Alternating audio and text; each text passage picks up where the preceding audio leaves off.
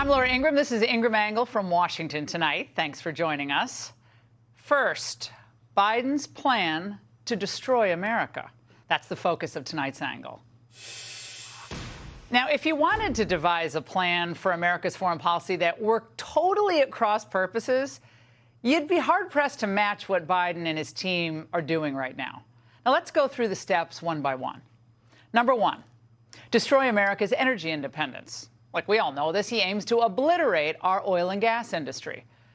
Our energy supplies from Louisiana to Pennsylvania to California would power us for about 400 years or so. But the Greeniacs, pulling Biden's strings, want it shut down. And as a result, well, Americans are suffering. High prices for everything, and still they're climbing. And Biden's sappy anecdotes about his childhood, they don't help.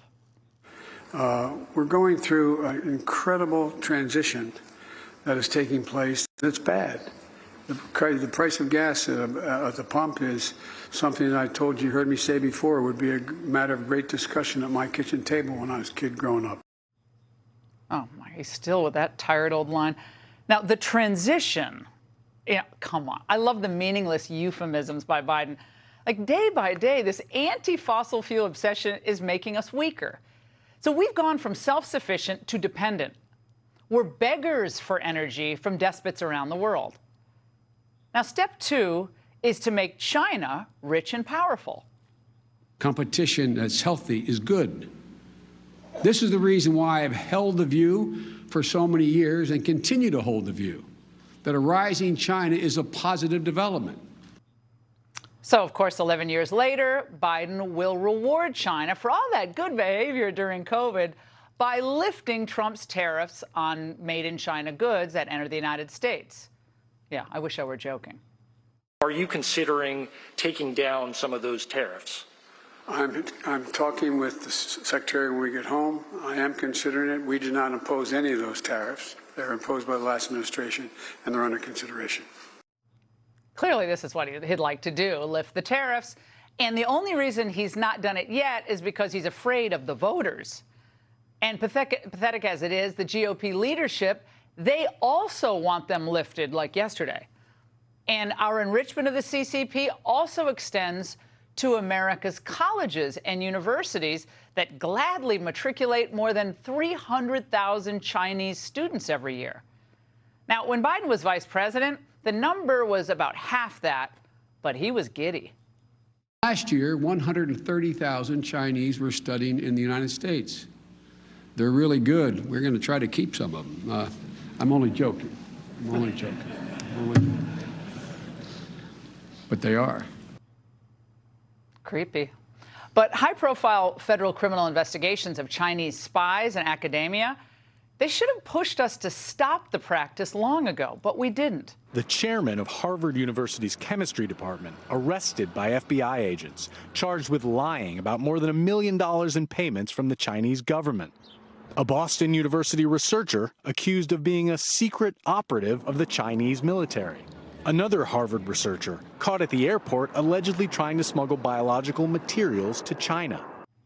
Oh, what could go wrong? Biological materials going to China?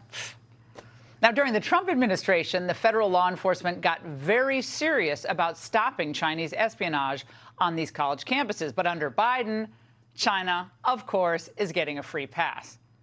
Now, at the same time, Biden and many GOP old guard types want us to get deeper into the Eastern European quagmire by sending what will undoubtedly end up being hundreds of billions of dollars in weapons to Ukraine. And that's step three. The cost of this fight is not cheap, but caving to aggression is going to be more costly if we allow it to happen. My colleague, Senator Paul, has always been basically an isolationist. He's proud of it and believes that's where America ought to be. That is a tiny percentage of the Senate Republican Conference. There's always been a strand of isolationism in our party, but it's not anywhere near the dominant view. Oh, really? I think McConnell and Rand Paul should tour the country and debate that $40 billion price tag for Ukraine in town halls in front of all these people and see who ends up winning the audience vote. Anyone take a wager on that? I'll take one. Farcical and irresponsible are two words I'd use to describe their arguments for this proxy war with Russia. The single most important thing we can do to push back against potential Chinese aggression is to help the Ukrainians defeat the Russians in this current conflict. Now, excuse me? The globalists are responsible for turning China into a global superpower and the single greatest threat to freedom worldwide. So every Stinger missile we give to Ukraine is one that we're not going to be using to defend Taiwan. And they want U.S. troops there as well. Oh, yes, they do. We've already upped our numbers in Eastern Europe, and Millie's clearly itching for more. My advice would be to create permanent bases, but don't permanently station. So you get the effect of permanence by rotational forces cycling through permanent bases. I believe that a lot of our European allies, they are very, very willing to establish permanent bases. They'll build them, they'll pay for them. Oh, they'll pay for them? Another wager I'll take. Which takes us to step 4. Biden will soon ship even more U.S. jobs overseas, especially to Asia. Now, when U.S. manufacturers can move operations to Asia, this means America is going to become more dependent on Asian supply chains. But Biden, who's been wrong on literally every trade deal he's ever voted on, says, don't worry, be happy. Thank you all for joining today for the launch of the Indo-Pacific Economic Framework for Prosperity. Nations represented here today are signing up to work toward an economic vision that will deliver for all people, where economic growth is sustainable and is inclusive. Inclusive growth. Well, they probably think that by bribing these countries with jobs and money, these same countries will rally to our side when China makes its move. But that's just more naive thinking. Every country from Australia to Singapore will end up going with the winner in this economic battle. And if we end up weaker, they're just going to align with China to save themselves.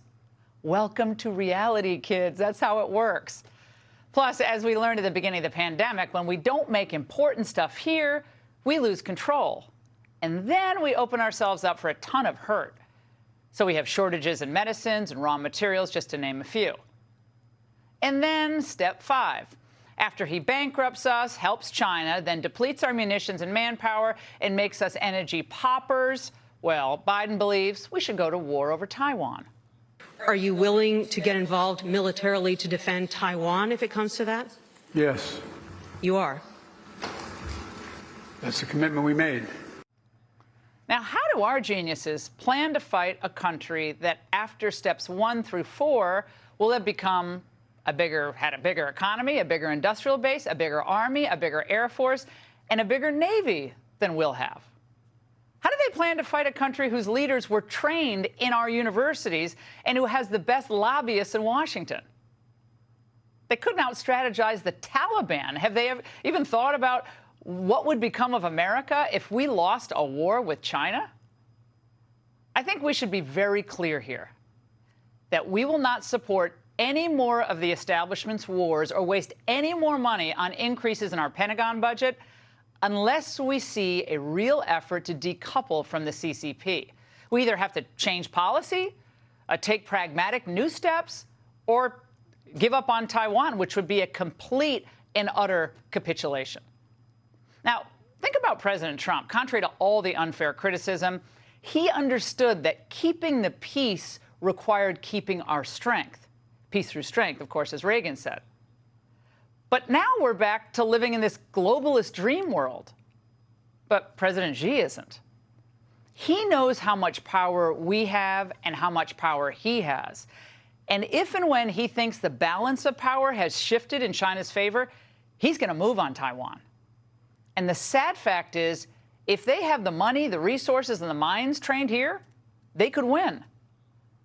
So it's time to tell the establishment it's time to choose. If you want to help Finland and Sweden and NATO because of Putin's aggression, okay, that's fine. But let's stop pretending there's a pivot to Asia that matters. You cannot do both. Their plan is to strengthen our enemies, weaken us, then go fight more wars. Trump's plan was to weaken our enemies, strengthen ourselves, and avoid new wars. Makes sense, right? It's common sense. Our nation is hurting. You can feel it, right? Our people are pessimistic. It's horrible to see that. They're beginning to think that our political leaders don't know how to turn things around, even if they wanted to. Every week when they look at their family budgets, Americans have to make hard choices. Call me crazy, but I think it's time that Washington started doing the same. And that's The Angle. Hey, Sean Hannity here. Hey, click here to subscribe to Fox News YouTube page and catch our hottest interviews and most compelling analysis. You will not get it anywhere else.